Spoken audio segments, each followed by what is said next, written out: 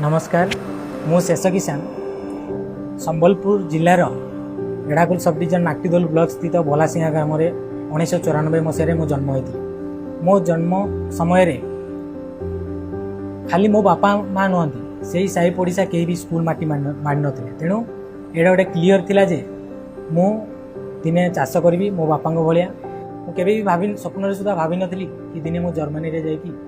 Research associate हिसाब से काम करने को सुजोग पाई। प्राइमरी क्लासेस रे जेते मो सांग मैंने सबुदिन माने स्कूल को जाती मु प्राय टाइम बापा जदि चाष कर गाई चरे जावाई मत कहती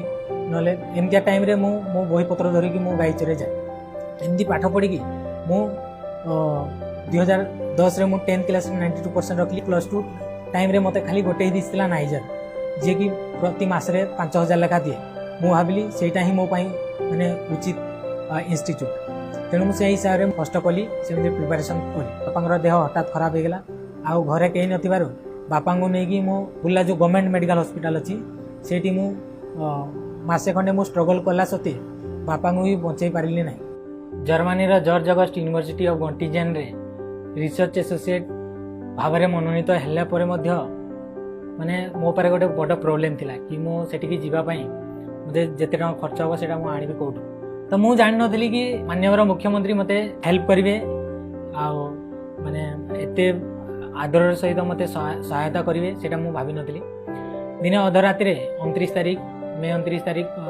खबर आसला कि नहीं चेक आसिक नापी ओएमसी तरफ आते माननीय मुख्यमंत्री नवीन पट्टनायक ऑफिस रे से चेकटा देलापर से जिते मो बाबद जानवा पाइले से पुनश्च मते नवीन निवास रे संध्यारे आउ थे भेट करने मते